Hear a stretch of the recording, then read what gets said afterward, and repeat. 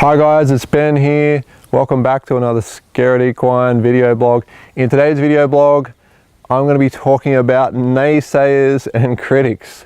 I think everybody in their life has encountered their fair share of naysayers and critics. And sometimes it's not necessarily people that you don't know or people that are unfamiliar with you that are the harshest critics. Sometimes the harshest critic is the one that's looking back at us in the mirror. So what we kind of have to understand about naysayers and critics is the simple fact that if they're doubting your resolve, they're saying you can't do something, that you're not worthy, and they're negating or critiquing or even trying to cut you down, this is essentially got a lot more to do with them than it does with you. Because when somebody judges someone or they try to cut them down or there's some sort of an attack going on, then 99.99% of the time it's because it's triggering something inside of them, and that in that moment they're feeling small in themselves, and they're either feeling jealous of your success or they're feeling like they've got a lot of limiting beliefs about themselves that they're projecting onto you because they may have failed in the past, or they may have had a setback, or things may be disappointed about the way things went in their life, whatever it might be.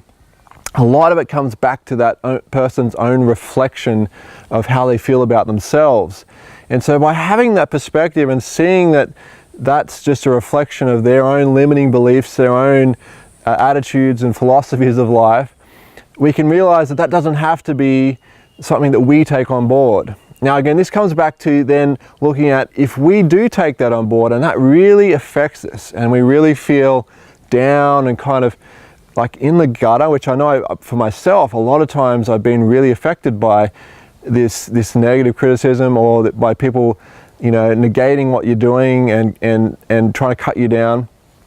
And the reason why it affects you is because there's a part of you that is feeling like that resonates with how you feel about yourself. And so you have this part of you that's an inner critic that is maybe very harsh and judgmental, and this part of you is sometimes very present and very strong. And when you feel that sense of self-judgment, of beating yourself up like you're not worthy, you're not good enough, then you have to look inside of yourself at that inner critic and understand the beliefs and the emotions and or experiences that are driving that belief about yourself. What experience did you have in the past or experiences in the past did you have that caused you to adopt this belief?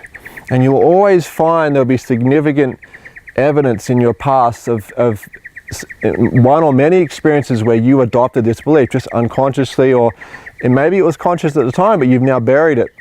And it still comes up as this belief you're hanging on to, which is in the form of an inner critic. So whenever you do something that challenges this belief that says I'm not good enough, that I'm not worthy, then this inner critic comes out and says, you're not good enough, you're not worthy, you are not going to do this, you're going to fail.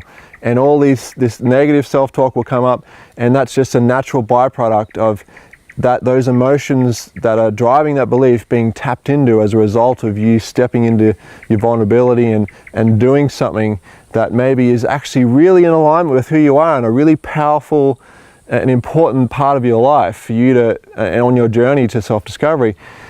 And again, this is why it's so important. We have to, whenever we get plugged in by outer critics and it really resonates, we have to look at what limiting beliefs inside of ourselves do we have, what experiences cause those beliefs, and we've got to look at reframing our perspective on those experiences. If we had a really negative experience where somebody shamed us and cut us down and we didn't, took away our power or whatever it is, we have to look at what were some of the positive aspects of that experience and what were some of the gifts of that experience. I know that's an uncomfortable question to ask, but if you look deep enough, you'll always find that there is a way to be grateful for all experiences if you can turn that around. And this is what I encourage you to do. Find the belief, find the emotions behind it, find the experience that links back to that, you adopting that belief, and then work on reframing your perspective on that experience. How could I be grateful for that experience? What were the gifts that offered me? What were the benefits? How did it empower me?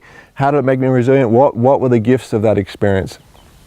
Go through all of those and use that to reprogram your perspective on that.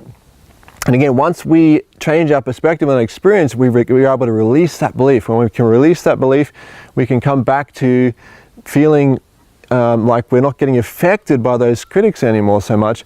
And again, you know, this is something that I think is such an empowering thing, and I found for me it's worked so well that as soon as I could understand that dynamic in myself and work on shifting those beliefs and those past experiences that triggered that belief, I found myself able just to step fully into who I want to be and to do what I want to do. And even if I have critics, I actually felt almost like I was welcoming them into my life and saying, thank you for criticizing me, because I feel so, you know, confident and in myself that I can actually sit here and have a very calm discussion with you about what you're criticizing me for. Or I have the ability just to turn the other cheek, as they say.